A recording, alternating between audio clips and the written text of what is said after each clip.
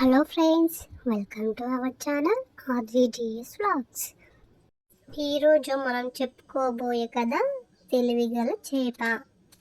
Videos చూడడమే కాకుండా like చేసి, షేర్ చేసి, సబ్స్క్రైబ్ చేసి సపోర్ట్ చేయండి.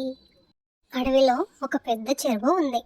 అందులో చాలా చేపలు చాలా కాలం నుండి నివాసం ఉంటున్నాయి. ఆ చెరువు అడవిలో ఎక్కడో ఉండడం వల్ల చేపలకు శత్రువులు ఎవరు లేకుండా హాయిగా ఉండేవి.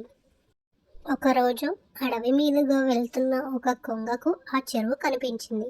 ఇంత పెద్ద చెరువుని ఇంతకాలం నేను చూడకుండా ఎలా ఉన్నాను అని ఆ చెరువు గట్టుపైన వాలింది కొంగ. కొంగకి చెరువులో చాలా చేపలు కనిపించాయి.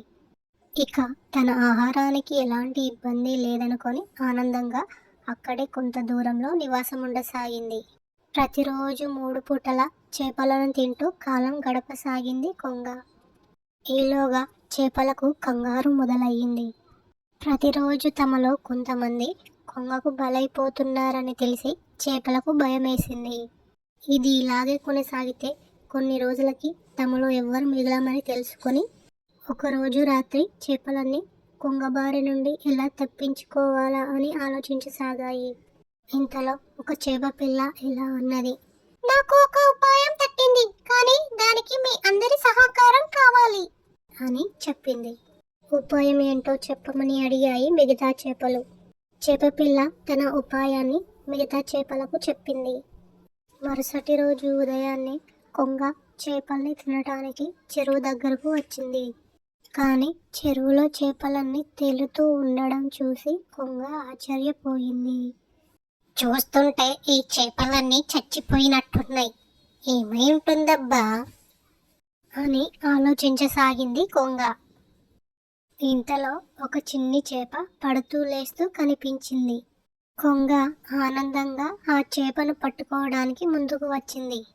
కొంగతో ఆ చిన్ని చేప ఇలా అన్నది, నీకు బతకాలని ఉంటే నా మాట విను. చేప మాటలకు ఆశ్చర్యపోయిన కొంగ ఏమిటో చెప్పు అని అడిగింది.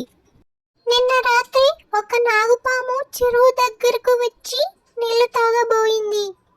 ఈలోగా ఒక పెద్ద చేప దానిని కొరికింది. దాంతో పాముకి కోపం వచ్చి చెరువులో విషం చిమ్మి వెళ్ళిపోయింది. దాంతో చెరువులోని నీరంతా విషమయమైంది. అందుకే చేపలన్నీ చచ్చి నీళ్లపైన తేలుతున్నాయి. నేను కూడా ఇంకో క్షణంలో చనిపోబోతున్నాను.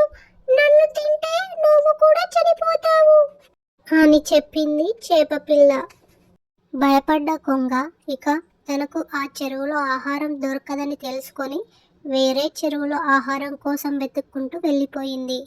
చిన్ని చేప పిల్ల ఉపాయం ఫలించినందుకు మిగతా చేపలన్నీ చాలా సంతోషించాయి, ఆనందంగా ఉండసాగాయి.